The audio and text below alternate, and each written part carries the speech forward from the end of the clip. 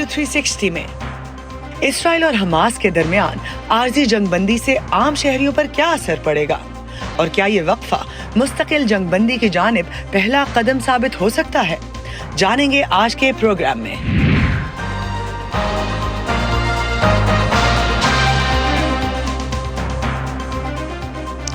Voice of America के Washington studios में आप सबको खुशामदीद। आप देख रहे हैं प्रोग्राम व्यू 360 और मैं हूं इरम अब्बासी। कई हफ्तों की शदीद लड़ाई का सामना करने के बाद अब से कुछ देर पहले गजा में लाखों शहरियों ने सुख का सांस लिया जब इसराइल और हमास के दरमियान आर्जी जंगबंदी पर अमल दरामद शुरू हुआ, जबकि हमास की जानिब से यरगमाल बनाए जाने वाले ख़ानदानों में भी अपने अजीज़ों से फिर से मिलने की उम्मीद भर आई।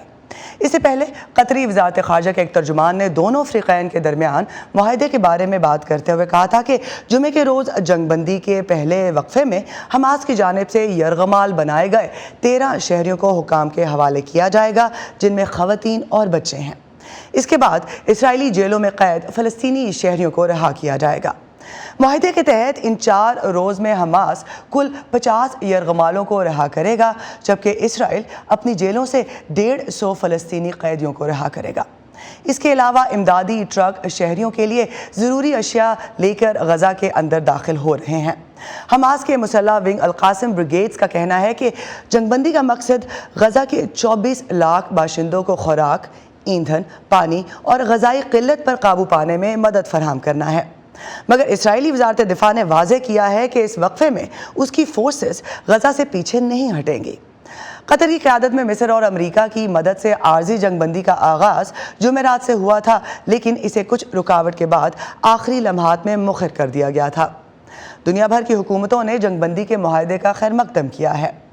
आज शो में बात करेंगे इसराइल और हमास के दरमियान इस ताज़ा पेशरफ्त के बारे में और ये कि इस आर्जी जंगबंदी का गजा के आम शहरियों की ज़िंदगी पर क्या असर होगा और क्या ये आर्जी वक्फा मुकम्मल जंगबंदी का पेश खैमा बन सकता है। लेकिन पहले चलते हैं इसराइल के शहर यरूशलेम, जहां सहाफ़ी हरिंदर मिश्रा हमारे साथ मौजूद हैं। Harinder, thank you so much for being with us. पहले ये बताइए कि आज हमास की जानिब से 1 दर्जन से ज़्यादा बच्चों और ख़वातीन को रिहा किया जाएगा। उनके खैर मकदम के लिए क्या तैयारियां हैं? इसराइली शहरियों में क्या रद्द-ए-अमल पाया जाता है? देखिए, यहाँ पर सभी दिल थाम करके बैठे हुए हैं और इस बात का इंतज़ार है कि कब 4 बजेगा और ये 13 लोगों को जिन्हें हॉस्टेज बनाया गया है, इन्हें वहाँ से रिहा किया जाएगा। उन्हें रफ़ा क्रॉसिंग से पहले मिस्र भेजा जाएगा और मिस्र से फिर वो इसराइल के एक एयर बेस में लाए जाएंगे, इसराइल के जनूबी इलाके में। तो यहाँ पर अच्छी खासी तैयारी की गई है। यहाँ पर साइकोलॉजिस्ट को बुलाया गया है, यहाँ पर जो है हेलीकॉप्टर वहाँ पर तैयार करके रखा गया है। हेलीकॉप्टर से वो रफ़ा से लाए जाएंगे एयर बेस पर इसराइल के। और बहुत बड़ी तादाद में जो लोग हैं वो इस बात का इंतज़ार कर रहे हैं, वहाँ इसराइल के जनूबी इलाके में वहाँ पर मौजूद हैं। लेकिन उन्हें मिलने का मौका सिर्फ 6 बजे मिल पाएगा और 6 बजे जो है इन लोगों के ख़ानदान के लोगों के साथ उनकी मुलाकात हस्पतालों में होगी। जहाँ तक गरबे उर्दन का सवाल है, क्योंकि ये जो रिहाइयाँ हो रही हैं और जो मुआहदा हुआ है उसके मुताबिक एक इसराइली जो है उसके बदले में 3 फ़लस्तीनियों को छोड़ा जाएगा। तो आज 13 जो इसराइली रिहा होंगे उनके बदले में 39 जो है फ़लस्तीनियों को छोड़ा जाएगा। और ये सभी गरबे उर्दन और मशरक़ी यरूशलेम के लोग हैं जो ये 39 कैदी हैं। और इनको ऑलरेडी यहाँ पे बताया जाए कि उन्हें ले जाकर के ओफर जो प्रिजन है वहाँ पर रखा गया है। इसराइली पुलिस के एक तर्जुमान से मेरी बात हुई और उन्होंने कहा कि उन्होंने इस बात की तस्दीक की कि हाँ, ये 39 लोग जो हैं ये ऑलरेडी वहाँ पर लाए जा चुके हैं। और जैसे ही 6 बजे इसराइली 13 जो कैप्टिव्स हैं वो जैसे ही यहाँ पहुँचेंगे इसराइल के एयरबेस पे, उसी के साथ साथ इन सारे 39 फ़लस्तीनियों को भी छोड़ा जाएगा। तो थोड़ी दोनों तरफ जो है थोड़ा सा जो है एक एक्साइटमेंट सा भी दिख रहा है, लेकिन दूसरी तरफ जो पूरा माहौल है यहाँ पर और जिस तरह की कशीदगी से लोग गुजरे हैं और जिस तरह पे यहाँ पे हलाकतें हुई हैं और जिस तरह की जंग हुई है, उसकी वजह से यहाँ पे मायूसी हर जगह दिख रही है। चाहे इस खित्ते के चारों तरफ जिससे भी आप मिले उससे इसी तरह की बात सुनने को मिल रही है। तो कोई बहुत ज़्यादा एक्साइटमेंट ऐसा नहीं दिख रहा है। 13 जो खानदान हैं जिनके लोग जो छूटने वाले हैं ان میں بھی ان سے بھی کچھ لوگوں سے میری بات ہوئی، وہ ایک فہرست جو ہے وہ جاری کی جا چکی ہے. ان میں بھی کوئی اس بات کا دکھ ہے، اس بات کی خوشی ہے کہ ان کے گھر کے ان کے خاندان کے لوگ آ رہے ہیں، لیکن ساتھ ہی ساتھ باقی جو لوگ ہیں جن کے خاندان کے لوگ ابھی بھی وہاں پھنسے ہوئے ہیں، ان کو لے کر کے وہ غم کا بھی اظہار کر اسی رہے پر ہیں. میں آپ سے بات کرنا چاہ رہی تھی ہریندر. اسرائیلی خاندان جو ابھی بھی حماس نے یا جو آلریڈی حماس نے یرغمال بنائے ہوئے ہیں، ان خاندانوں کی طرف سے حکومت پر کافی تنقید بھی ہوئی. اب جب کہ اس معاہدے پر عمل درآمد شروع ہو رہا ہے اور آپ خود بھی کہہ رہے ہیں کہ مایوسی ابھی بھی وہاں پر موجود ہے، لیکن کیا بظاہر حکومت پر دباؤ کم ہوا ہے؟ دیکھیں، حکومت پر یہاں پہ لگاتار جو ہے دباؤ بنا ہوا ہے. یہاں پر مظاہرے ہوتے رہے ہیں. ان مظاہروں میں نہ صرف ان خاندان کے لوگ اس میں حصہ لیتے رہے، بلکہ اس میں یہاں کے اسرائیلی شہری بھی ہزاروں کی تعداد میں اس میں شریک ہوتے رہے. اور یہ لگاتار جو ہے مطالبہ ہوتا رہا ہے حکومت سے کہ کسی بھی حالت میں ان لوگوں کو لایا جائے یہاں پر، کیونکہ لوگ بار بار اس بات پر زور دے رہے ہیں کہ ملک اور ملک کے شہریوں کے بیچ ایک ایسا بانڈ ہے اور ایک ایسا ایک دوسرے پر جو ہے ایک یقین ہے، وہ نہ ٹوٹے. اور اسرائیل کہا یہ جا رہا ہے کہ اسرائیلی حکومت نے ہمیشہ کہا ہے کہ جب اس کا ایک بھی شہری اگر باہر ہے تو اسے واپس لانے کی ذمہ داری سرکار کی ہے اور سرکار اس کے لیے ہر قدم اٹھائے گی. تو یہاں پر اتنے سارے لوگ جو ہیں وہ غزہ میں ہیں، ان کو نکالنے کی ذمہ داری اس کی ہے. ساتھ ہی ساتھ جو ہے حکومت پر اس بات کا بھی دباؤ پڑ رہا ہے، وزیر اعظم کی جو مقبولیت ہے وہ کافی کم ہو گئی ہے، اور انہیں ایسا لگ رہا ہے کہ وہ ابھی ٹھیک سے فیصلہ بھی نہیں کر پا رہے کہ کس طرف وہ جائیں. جنگ جو ہے اس کو ٹھیک سے وہ جو ہے آگے لے جائیں یا پھر پہلے اس پر زور دیں. تو اس طرح کا یہاں پر جو ہے سیاسی جماعتیں ان کے پیچھے کھڑی ہیں؟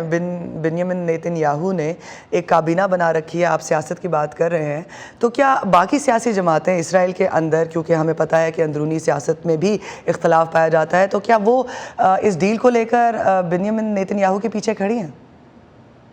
دیکھیں، یہاں پر ایک اتحاد کی حکومت بنی ہے. یہاں پر باقی جو حزب اختلاف کی بھی کچھ تنظیمیں تھیں وہ بھی ابھی شامل ہو گئی ہیں سرکار میں، لیکن یہ سبھی کو پتہ ہے کہ یہ صرف جو ہے اس جنگ کی وجہ سے ہوا ہے. لوگ دراصل بنجامین نیتن یاہو کے ساتھ نہیں کھڑے ہیں. یہاں پر یہ بھی بار بار کہا جا رہا ہے اور یہاں پر سیاسی تجزیہ نگار کہہ رہے ہیں کہ ان کے دن جو ہیں سیاست میں یا پھر یہاں پر پاور میں گنے چنے رہ گئے ہیں، کیونکہ ان کی مقبولیت لگاتار گرتی جا رہی ہے. لوگوں کا یہ ماننا ہے کہ جنگ کو کس طرح سے آگے لے جایا جائے اس پر ان کا دھیان کم ہے. وہ زیادہ غور اس طرف فرما رہے ہیں کہ کیسے اپنی کرسی کو بچائی جائے، اور بری طرح سے یہ مانا جا رہا ہے کہ ان کی پالیسیز کی فیلئر کی وجہ سے یہ ہوا ہے جو ابھی یہاں دیکھا جا رہا ہے. ہریندر مشرا، یروشلم سے ہمارا ساتھ دینے کے لیے بہت بہت شکریہ.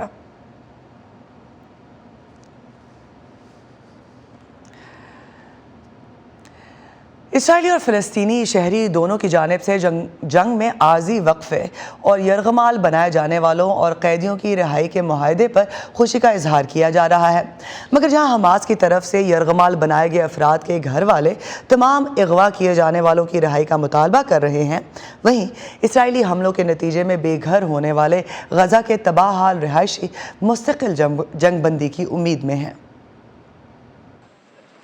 اسرائیل کا ساحلی شہر تل ابیب، ان مناظر سے بظاہر یہاں کی زندگی معمول کے مطابق چلتی محسوس ہوتی ہے، لیکن 7 اکتوبر کو حماس کے حملے میں ہلاک ہونے والے 1200 افراد اور 200 سے زائد یرغمال بنائے جانے والوں کے عزیزوں اور ان کے ساتھ کھڑی اسرائیلی قوم کے لیے کچھ بھی معمول کے مطابق نہیں. دانی میران کا بیٹا عمری بھی ہاسٹیجز میں شامل ہے. ان کے ساتھ کیا ہو رہا ہے؟ کیا وہ انسانی ہمدردی کی بنیاد پر دیکھ بھال کے حقدار نہیں؟ ریڈ کراس کو کہنا چاہیے تھا کہ ہمیں مغویوں کی فہرستیں دو، ہمیں ان تک پہنچنے دو، ان کا پتہ کرنے دو، اور پھر اس کے بدلے میں تمہیں سب کچھ ملے گا. لیکن مجھے اس سے کوئی مسئلہ نہیں. مجھے غزہ کی شہریوں سے ہمدردی ہے. میں چاہتا ہوں کہ وہ انہیں امداد دیں. وہاں جو لوگ مصیبت میں ہیں اور جنہیں ضروریات زندگی نہیں مل رہی، مجھے ان سے ہمدردی ہے. لیکن اگر وہ دیں گے نہیں تو انہیں ملے گا بھی نہیں. بالکل، یہ مشرق وسطیٰ ہے. دنیا کو سمجھنا ہوگا، ہم یورپ یا امریکہ میں نہیں رہ رہے، ہم مشرق وسطیٰ میں رہ رہے ہیں، جس کے اپنے اصول ہیں جو باقی کی دنیا سے بالکل مختلف ہیں. یہاں لوگوں کو امید ہے کہ ان کی حکومت بالآخر یرغمال بنائے گئے تمام افراد کو حماس سے چھڑا کر واپس لے آئے گی. about the delay in the prisoner release. تاخیر اور قیدیوں کی رہائی کے بارے میں میرا خیال ہے کہ جب آپ حماس سے معاملات طے کرتے ہیں تو آپ کو ہر چیز منصوبے کے مطابق ہونے کی توقع نہیں رکھنی چاہیے اور آپ کو سرپرائزز کی توقع رکھنی چاہیے، لیکن ہم اس کے لیے تیار ہیں اور مجھے یقین ہے کہ وقت کے ساتھ وہ رہا ہو جائیں گے۔ ادھر غزہ کی پٹی کے جنوب میں واقع شہر خان یونس میں جنگ سے دربدر ہونے والے فلسطینیوں کی اس خیمہ بستی میں کچھ بھی معمول کی زندگی جیسا نہیں۔ اسرائیلی حملوں کے باعث اپنے گھر کو چھوڑنے پر مجبور عمر الصلاوات کا خاندان یہ امید لگائے بیٹھا ہے کہ حماس اور اسرائیل کے بیچ جنگ بندی کا معاہدہ ان کے گھر واپس لوٹنے کا سبب بنے گا۔ معاناتنا هم كنا يعني قاعدين في بيوتنا عادي رايحة لأهل الزيارة، نہ گیس ہے نہ خوراک، بہت مشکل ہے خیمے کی زندگی۔ ہمیں اس سے پہلے کبھی اس کا تجربہ نہیں ہوا۔ ہر روز ہمیں لگتا ہے کہ بس ہم آج مرے یا کل۔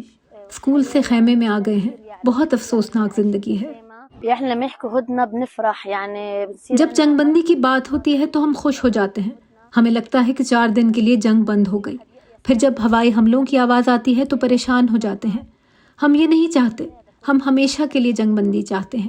ہم ویسی ہی زندگی چاہتے ہیں جیسی دوسرے ملکوں میں ہے، جہاں بچے آرام سے کھیل سکیں، کوئی لڑائی نہ ہو، جہاں زندگی میں کوئی جنگ نہ ہو۔ ہم نے بہت جنگ دیکھ لی۔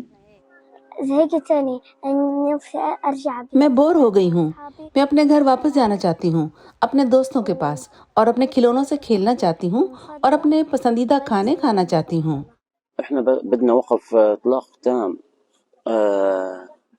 ہم مکمل جنگ بندی چاہتے ہیں، ہم 4 دن کی جنگ بندی نہیں چاہتے، یہ بہت بڑا مسئلہ ہے۔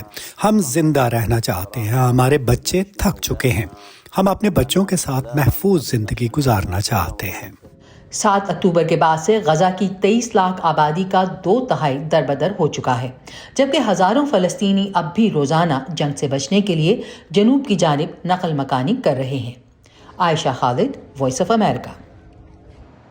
کیا یرغمالوں کی رہائی اور عارضی جنگ بندی مستقل جنگ بندی کی جانب پہلا قدم ہو سکتا ہے؟ اسی پر بات کرنے کے لیے اس وقت ہمارے ساتھ موجود ہیں پاکستان کے سینئر سفارتکار عاقل ندیم، جو انڈونیشیا میں پاکستان کے سفیر رہ چکے ہیں۔ Thank you so much for your time. عاقل صاحب، یہ بتائیے کہ قیدیوں اور یرغمال کی رہائی کے علاوہ اس ڈیل کا ایک اہم پہلو غزہ کے شہریوں کے لیے ضروری امداد کو ممکن بنانا ہے، اور عالمی اداروں کے مطابق جتنی جانیں وہاں ضائع ہوئی ہیں اور جتنے شہری دربدر ہوئے ہیں، ہنگامی امداد انتہائی ضروری ہے۔ جس طرح کے حالات ہیں، کہ آپ سمجھتے ہیں کہ ان 4 روز میں کافی امداد وہاں پہنچ سکے گی؟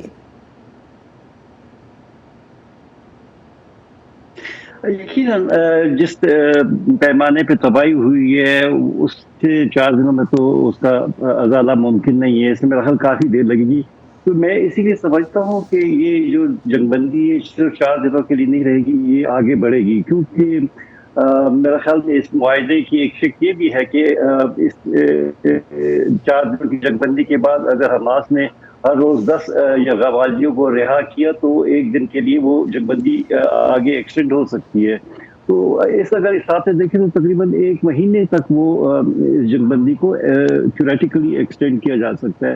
تو اس پیریڈ میں اگر یہ لمبا پیریڈ ہوگا تو یہ جو ریلیف ورک ہے اس میں کرنے میں آسانی ہوگی، لیکن میرا خیال میں ابھی بھی اس مانیومنٹل ٹاسک یہ بہت تقریباً اب ایک اندازے کے مطابق 60% کے قریب جو رہائشی عمارتیں ہیں وہ تباہ ہو چکی ہیں۔ تو آپ اندازہ کریں کہ اگر ایک شہر کی 60% رہائشی عمارتیں تباہ ہو چکی ہوں تو ان لوگوں کو واپس آباد کرنے میں کتنا وقت لگے گا۔ تو یہ کافی لمبا پروسیس ہوگا، اور میرا خیال میں جنگ بندی بھی زیادہ دیر کی ہوگی۔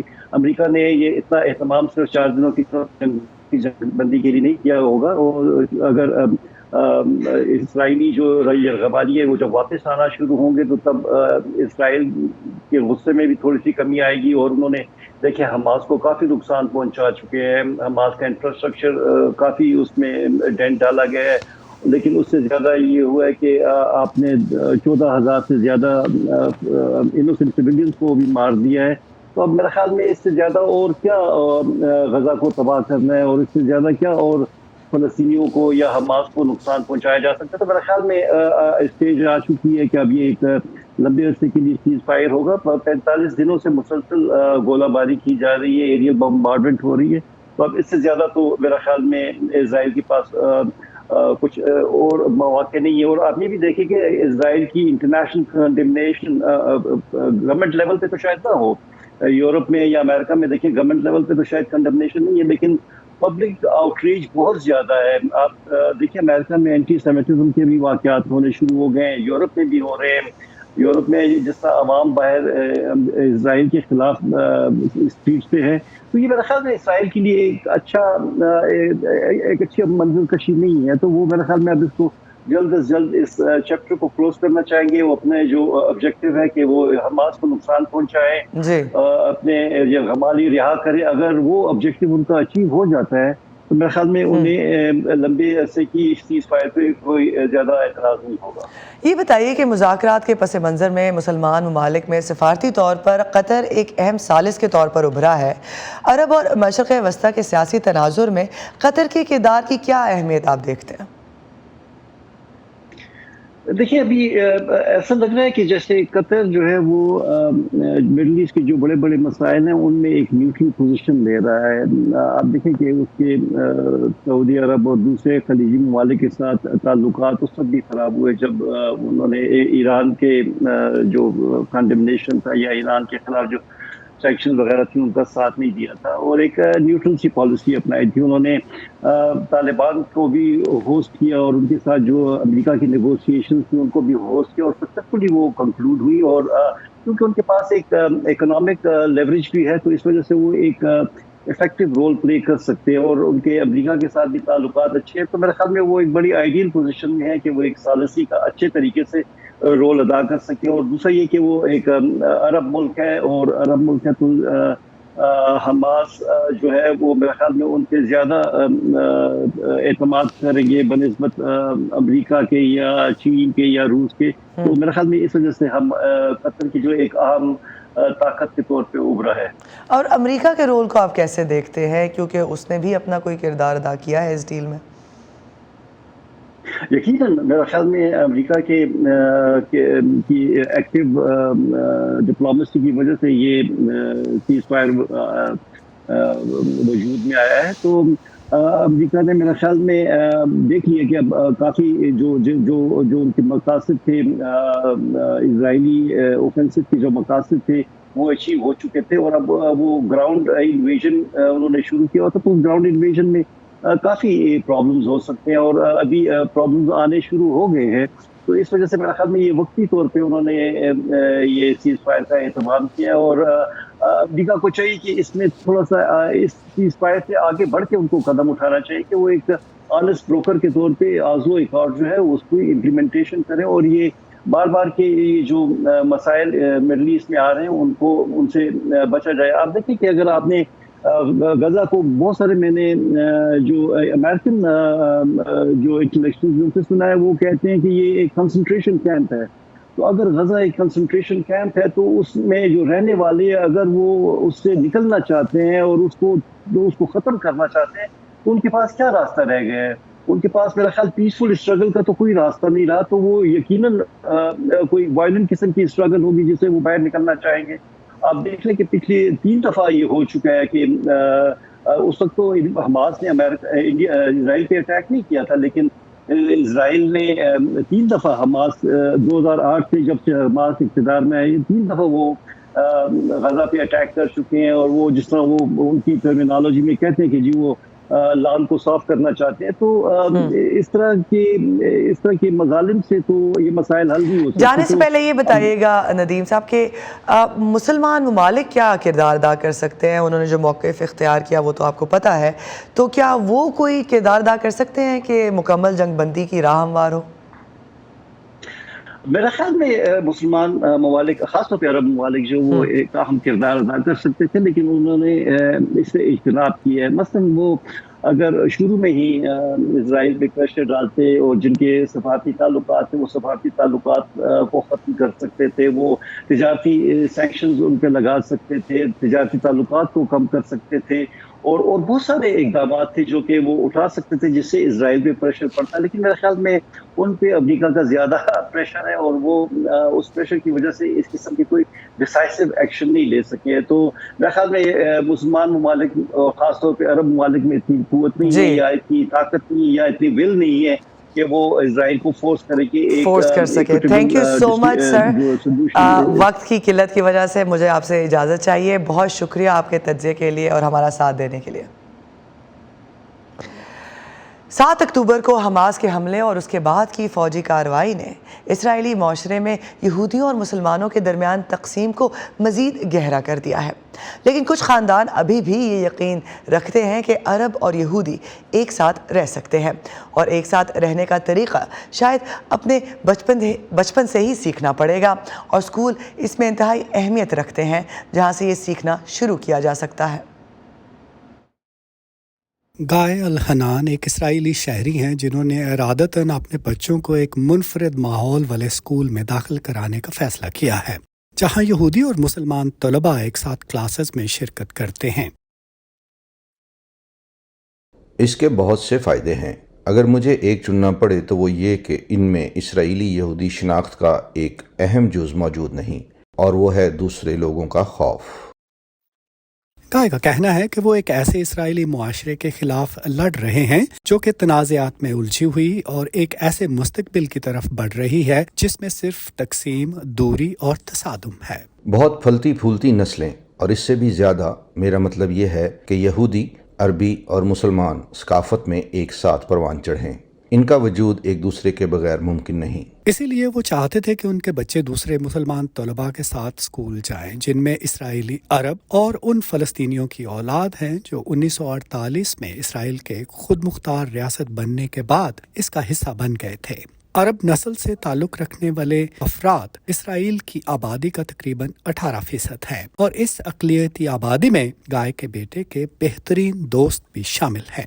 میں کہوں گا یا تو ایڈم یا لیام، دونوں بہت پیارے باکمال بچے ہیں. دونوں فٹ بال میں بہت اچھے ہیں. ان دونوں کی یہودی ماں اور فلسطینی باپ ہے. حیفا اسرائیل کا ایک منفرد شہر ہے. یہ ان نایاب جگہوں میں سے ہے جہاں مخلوط جوڑے رہتے ہیں، جہاں یہودی اور مسلمان برادری دونوں اکٹھے رہتے ہیں، باہمی رواداری کی فضا کو فروغ دیتے ہیں. یہ ماحول غزہ کی حالیہ جنگ سمیت اہم مسائل پر مذاکرات کی حوصلہ افزائی کرتا ہے اور حال ہی میں یہ چیز حیفا کی محمود مسجد میں واضح نظر آئی جب یہودی اور مسلمان ایک شام اکٹھے گزارنے کے لیے جمع ہوئے اور ملک کے باقی حصوں کو امن اور بقائے باہمی کا پیغام دیا. میں اپنے تمام پڑوسیوں کو جو نہ جانے کیوں ہم سے خوف زدہ ہیں دعوت دیتا ہوں انہیں یہ بتانے کے لیے کہ ہم یہاں اسرائیل سے پہلے اور اسرائیل کے بعد پرامن طریقے سے رہ رہے ہیں اور ہم اپنے محلے میں مل جل کر بقائے باہمی کے ساتھ رہتے ہیں. اس وقت غزہ کی جنگ نے تفریق پیدا کر دی ہے جس کا غزہ سے باہر پھیلنے کا خطرہ ہے. لیکن یہاں اس جگہ جہاں اسرائیلی اور مسلمان اکٹھے رہتے ہیں ایسے لوگ ہیں جو اب بھی اس بات پر یقین رکھتے ہیں کہ تنازعات کا حل اور پائیدار امن کا حصول ممکن ہے. پلار سبریان کے ساتھ ندیم یعقوب، وائس آف امریکہ. اسی پر ختم کرتے ہیں آج کا ویو 360. پاکستان اور خطے سمیت دنیا بھر کی اہم خبروں اور دلچسپ معلومات کے لیے آئیے ہماری ویب سائٹ urduvoa.com پر. یہ سارا کانٹینٹ آپ کو ملے گا ہمارے سوشل میڈیا پلیٹ فارمز پر بھی، تو آئیے facebook.com/VOA اردو کے پیج پر. یوٹیوب پر ہمارا چینل ہے VOA اردو کے نام سے اور انسٹاگرام اور ٹویٹر پر ہمارا ہینڈل ہے @VOA اردو. اب تک کے لیے اتنا ہی. ارم عباسی کو دیجیے اجازت.